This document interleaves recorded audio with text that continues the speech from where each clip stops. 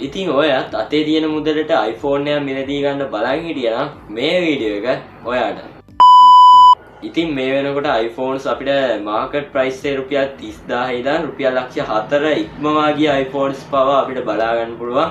ඒ මොකද කියනවා නම් Apple ආයතනය විසින් මේ වන විට Apple phones වලට නිතරම අප්ඩේට්ස් ලබා දෙනවා. ඉතින් මේ ඉන්නේ අපි 2026 අවුරුද්දේ. ඒක නිසා දැනට iPhones ගණනාවක් නිකුත් වෙලා තියෙනවා. ඉතින් දැනට නිකුත් වෙලා තියෙන latestම iPhone එක iPhone 17 Pro එක. ඉතින් අතේ තියෙන ගානට ඔයගොල්ලොත් iPhones එක මිලදී ගද්දී iPhones වල හොඳ සහ නරක දෙකම අපිට බලපානවා. ඉතින් 2026 අවුරුද්දේ ඔයගොල්ලෝ iPhone එක මිලදී ගන්න හිටියනම් මිලදී ගන්න හොඳ නැති iPhones list එකක් අද වීඩියෝ අපි කතා කරනවා. ඉතින් මේ iPhones මම කොයි වෙලාවකත් කියන්නේ හොඳ නැති iPhones කියලා. මොකද කියනවනම් අපි ඉන්නේ මේ 2026 අවුරුද්ද. මේ iPhones 2026 අවුරුද්දට කිසිසේත්ම ගැලපෙන්නේ නැහැ.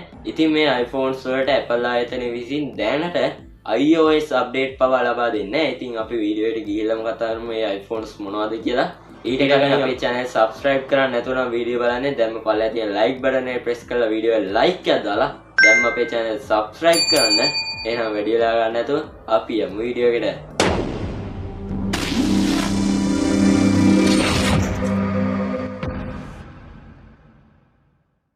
ඉතින් අද දවසේ කතා කරන පළවෙනි iPhone එක තමයි iPhone 6s එක. ඉතින් මේ iPhone එක රිලීස් කරලා තියෙන්නේ 2015 අවුරුද්දේ.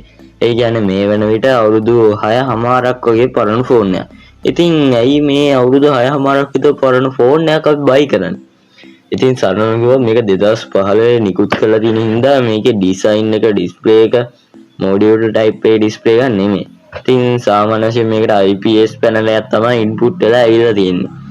ඉතින් සාමාන්‍ය අපි ෂොප් එකේ රුපියල් 35000ක් වගේ ප්‍රයිස් එකට බ්‍රෑන්ඩ් නිව් ෆෝන් එක වුණත් මේ IPS පැනල් එකක් ඉන්පුට් වෙනවා. ඉතින් ටිකක් ලොකු ප්‍රයිස් එකක් දීලා අපි මේ iPhone 6s එකක් ගන්න. ඉතින් මේක විතර නෙමෙයි මේකේ තියෙන ප්‍රශ්න. ඉතින් මේකේ ඉතා පුංචි බැටරි එකක් තමයි ඇඩ් වෙලා තියෙන්නේ. ඉතින් මම මේ මොකද කියනවා නම් මෙහෙම කියන්නේ මේකේ මිලි ඇම්පියර් 1715ක බැටරි එකක් තමයි මේකට ඇඩ් වෙලා තියෙන්නේ. ඉතින් ඔන්න හේතු නිසා තමයි මේ iPhone 6 එක අපිට 2026ට ගැලපෙන්නේ නැහැ කියන්නේ. ඉතින් මේක මම කියන්නේ මේකේ performance මදි කියලා. ඒ කාලේ මේ iPhone 6x එක මාරව performance ඇඩ් වෙලා තියෙන ෆෝන් එකක්. ඒ වුණත් 2026ට ගැලපෙන්නේ නැහැ. ඉතින් අද දවසේ කතා කරන දෙවෙනි iPhone එක තමයි iPhone 7 සහ iPhone 7 Plus. ඉතින් මේක අවුරුදු 5කටත් වඩා පරණ ෆෝන් එක. ඒ කියන්නේ මේක රිලීස් කරලා තියෙන්නේ 2016 අවුරුද්දේ.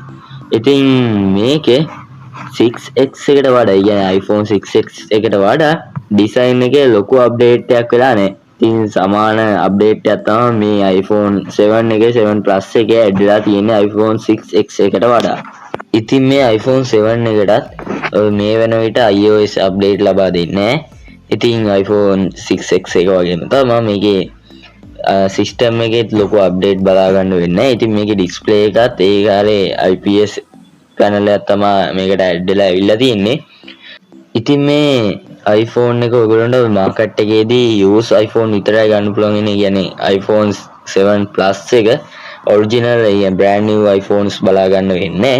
ඉතින් මේකේ බැටරි එකත් මාරමාඩු බැටරි එකක් තියෙන්නේ. මේක මිලි ඇම්පියර් 2900ක බැටරි එකක් තමයි මේකට ඇඩ් වෙලා තියෙන්නේ. ඉතින් iPhone 7 Plus එක use කරන කෙනෙක් නම් දන්නවා මේ iPhone එකේ කොච්චර බැටරි ඩ්‍රේන් වෙනවද කියලා. ඉතින් iPhone එකක් තියෙන කෙනෙක් ඉන්නවා නම් පල්ලෙන් comment section එකේ comment එකක් දාන්න යන්න. ඉතින් අද දවසේ කතා කරන ඊළඟ iPhone එක විදියට මම තෝරන් තියන්නේ iPhone 8 Plus එක.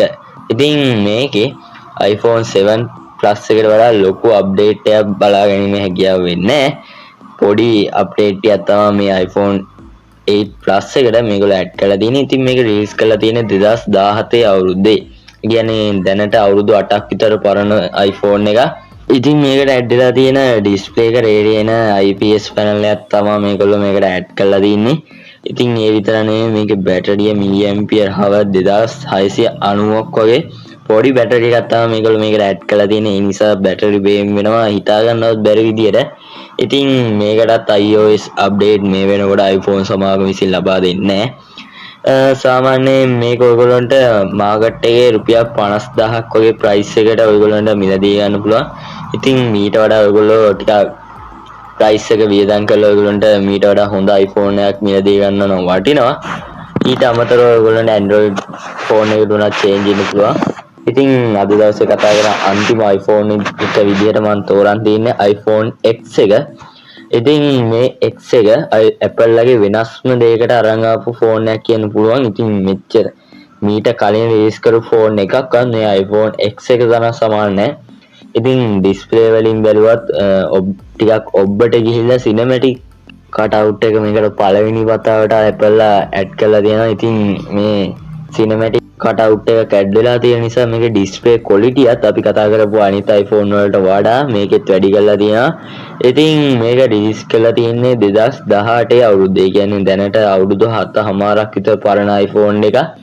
මේක මාකට් එකේ ගොන රුපියල් 60000 65000ක් වගේ ප්‍රයිස් එකකට මිලදී ගන්න පුළුවන්. ඉතින් මේ ෆෝන් එකෙත් මේ iPhone X එකෙත් ඔයගොල්ලන්ට iOS අප්ඩේට් බලා ගන්න පුළුවන් වෙන්නේ නැහැ. ලොකු performance එකක් බලා ගන්න වෙන්නේ නැහැ. මේකේ බැටරි එක මිලිඇම්පියර් 2716 ඉක්මනින් බහිනවා. බැටරි එක ඉක්මනින් බ්‍රේන් වෙනවා. ඉතින් ඒ කාලේ හිටිනම් මේක හොඳ iPhone එකක් කියන්න පුළුවන්. ඊට වඩා මේ වගේ iPhone එකක් මිලදී ගන්නවට වඩා ඔයාලට ටිකක් price එක වැඩි කරලා ඔයගොල්ලන්ට හොඳ iPhone එකක් මිලදී ගන්න. ඉතින් මේ iPhones මම කොයි වෙලාවකත් කියන්නේ හොඳ නැති iPhones කියලා. iPhones තියෙන ලොකුම ප්‍රශ්නේ තමයි මේ iPhones 2026 අවුරුද්දේ කිසිසේත්ම ගැලපෙන්නේ නැහැ. ඉතින් සරලව කිව්වොත් මේවට iOS update පවා ලබා දෙන්නේ නැහැ. ඉතින් ඔයත් iPhones එක මිලදී ගන්න හිටියනම් දැනට ඔයා iPhone එක use කරන ටිකක් price එක වියදම් කරලා ඔයගොල්ලන්ට iPhone 12 එක 13 වගේ iPhone එකට යන්න. එහෙම ගියොත් ඔයගොල්ලන්ට අවුරුදු දෙකක් වගේ කාලයක් iPhone එක use කරන්න පුළුවන් කිසිම ප්‍රශ්නයක් නැතුව. ඉතින් iPhone එක මිල ගන්න iPhone එක තෝරගන්නේ කොහොමද කියලා වීඩියෝ එකක් අවශ්‍ය නම් පල්ලෙන් comment section එකේ comment එකක් දායන්න. ඒ වගේම අපේ channel subscribe කරන්න නැතුව නම් වීඩියෝ බලන්න පල්ලෙහා තියෙන like button එක press කරලා දැම්ම දාන වීඩියෝ like එකක් කරනවා නම් දැම්ම channel subscribe කරන්න. ඉතින් අපේ ඊළඟ ටාගට් එක 1k ටාගට් එක. ඉතින් මේක achieve කරගම මම ඔයගොල්ලන්ට giveaway පවා ලබා දෙනවා. ඒකෙන් ඉඳලා දැම්ම channel subscribe කරන්න. එහෙනම් අදට මම ගිහින් දෙන්නම්. මම නිතුම් Exxon